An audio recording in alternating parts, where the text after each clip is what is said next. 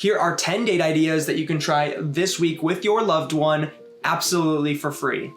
Number 1 on our list is to go look at cool open houses. So Saturday, Sunday, that's when most people will put their open houses on the market, meaning anybody can go view them. Most of the time, usually if you have no chance of buying the property, say it's $1 million, they're still gonna let you go look at it. So I'm a realtor here in Dallas market. Obviously, you know that. They might not know that. But I see $1 million houses all the time. Depending on where you live, they might all be $1 million houses. But it is just pretty cool to, we've done this together, right? I've taken you to open houses with really cool listings. Yeah, absolutely. I've had a lot of fun being able to kind of tag along with you and just kind of see your lifestyle as a realtor and also just take a look at those cool houses that you were able to tour. Yeah, and we've got some really good videos and photos out of it too, which I've used for social media. Put that up on the screen or something. Yeah, that one thumbnail. You know what I'm talking about. I checked that, yep. Yeah. All right, why don't you get the next one? Yeah. Okay, so number 2 is walk through an Ikea or Sample Hop. So we've done this at an Ikea. We're members at Sam's Club, and we also have friends that are members at Costco. Got our bases covered. Yeah, we went to Costco and just sample hopped and kind of explored there. You can make a full meal out of that. And I think that's the fun in it, is trying to hit all of them twice. I heard of people do like disguises and stuff. I don't know if I'd go that far. Oh, yeah, I've heard of that too. Yeah. Yeah, that's funny. Yeah. What was the first one on that? It was IKEA. Which we've also done. That was definitely more for me, though. Yeah, that was definitely more for her. So guys, if you want to make your lady happy, it's going to take like 3 hours, and my feet were very tired at the end of it. But then they have like a nice cafeteria and couches you can sit down and, rest and think about all the money that she's trying to spend. But yeah, IKEA's fun. That's a good one. It could be free if you keep her on a rein. Yeah, there you go. Okay, number 3 is to hop on Google and go to Google events. And a lot of people just don't know about this, but there are a long list of free or at least very cheap events going on, usually in any market that you can find through Google. And so I'm talking about, they have fairs, they have museums, they have music concerts, they'll have movie screenings in the park. The list goes on and on. You can find all these different events going around in your area and go do them for free. And you just wouldn't even know about it if you didn't know to look. Yeah, I wasn't aware of this, and just the opportunity for that many free activities and events that you can find. Yeah, I mean, absolutely. A lot of times these places, they make all their money off the food and drinks. So like they'll invite you for a fun time and then hope you buy something like that. Yeah. Or it's like put on by the city. The people working for the city will do stuff like that all the time, and they just aren't good at getting the word out. Yeah, that actually reminds me, we just went to a comedy club a few days ago, and they offer free comedy classes during the day. And I'm assuming they, sell their t-shirts, their merch, and a lot of alcohol. Yeah. Because comedy and alcohol, it goes together pretty well. So, yeah, awesome. Okay, number 4 is geocaching. Now, I didn't really know what this was until we kind of talked about this. Yeah. But it's basically, it's like, geocaching is you use like an app or something, and basically it's scavenger hunting in the real world. Yeah. People hide, I don't know if they hide physical items or if they hide just like digital things, kind of like, Pokemon Go, you could go in the real world and like find stuff. Mm-hmm. I think it's very similar to that. You can hide stuff and find stuff. I haven't done it myself, but maybe we'll go try it after this. I don't know. If you know something about geocaching, put it down in the comments if you're watching it on YouTube. Let us know if it's any good or not. Yeah. Yep. Okay, I'll get the next one. Let's see. Volunteering together. So this is an interesting one because most people wouldn't think of that as a date. I remember when you and I were dating, we went to Feed My Starving Children, which is a organization that packages meals for people in third world countries.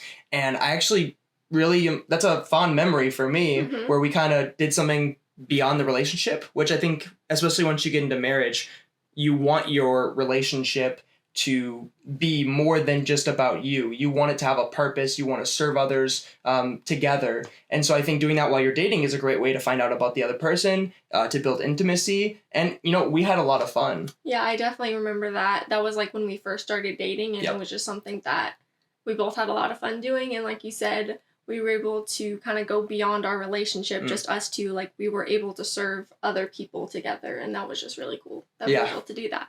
Absolutely. Yeah. Cool. All right. The next one, number 6, is the handcuff date. And you guys have probably seen this like all over YouTube and social media, where a couple will handcuff themselves for the day or however long and kind of try to do certain activities together. Anything to add to that? Yeah, I mean, it could be a free date. Maybe there's some hidden costs there, like being handcuffed to somebody for a whole day. But I've heard of people like going to the city, like downtown, and just trying to get around and stuff, or like doing normal like grocery shopping and stuff like that, handcuffed. It's super funny. It's something you're gonna laugh about forever. You're gonna feel like an idiot, but it's kind of fun. I'm not saying it's the most intimate thing in the world, but I don't know. If you want to get some laughs, if you want to get some laughs, you have a good time. And if you're really bored, I mean, I guess that's something you could do. Yeah. Not sure I'm going to try it, but you can. Let us know how it goes. Let's see. Building a blanket fort. We've done this quite a few times. This is something that you don't have to leave the house for.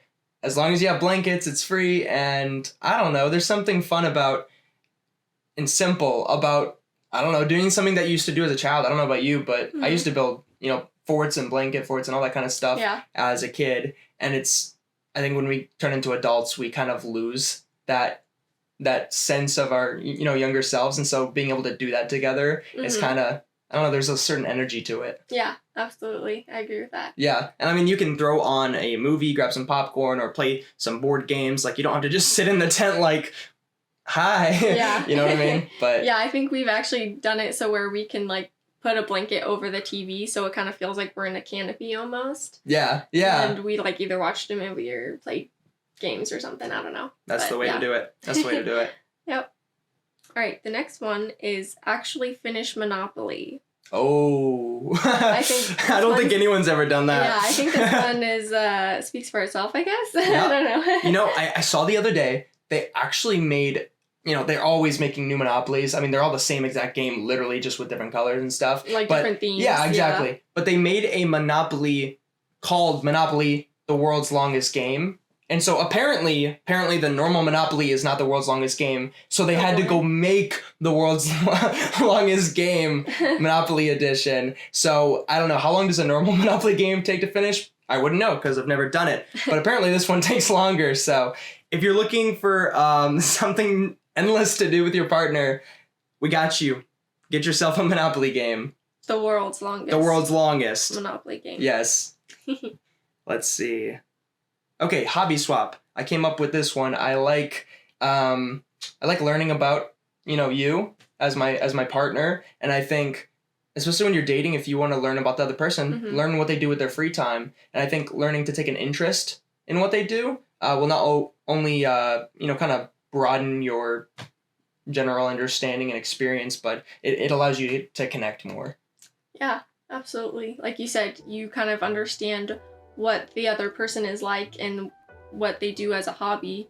And like you don't necessarily have to enjoy it, but just like taking that step of taking an interest in what they do, like that's what matters. And yeah, I think that can bring you guys closer for sure.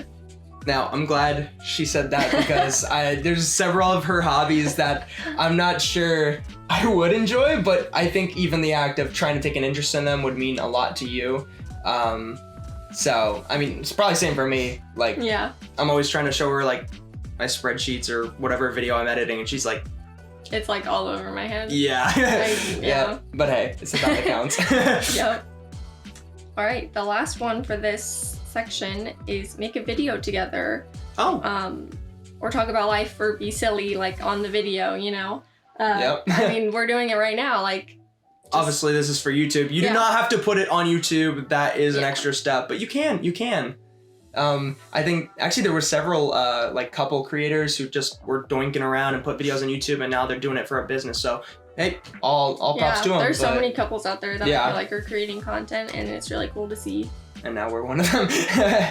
But what the more the thought with that was just make memories, like take photos more often, take videos more often. make a time of it. You could come up with something silly and make a story or reenact something or a music video, something to laugh at later. But I think even just sitting down and just kind of talking about where you're at in life, you can look back on that 5-10 years from now, or show that to your kids, if the relationship works out. And I think that would be a pretty memorable date for sure. Yeah, absolutely. Although we're at the end of the 10 date ideas, this is actually just part 1 of 3 in a podcast with 30 date ideas that you can use this week. If you want to check that out, find the podcast at Benjamin Carver on Spotify. Or make sure you click on this video next.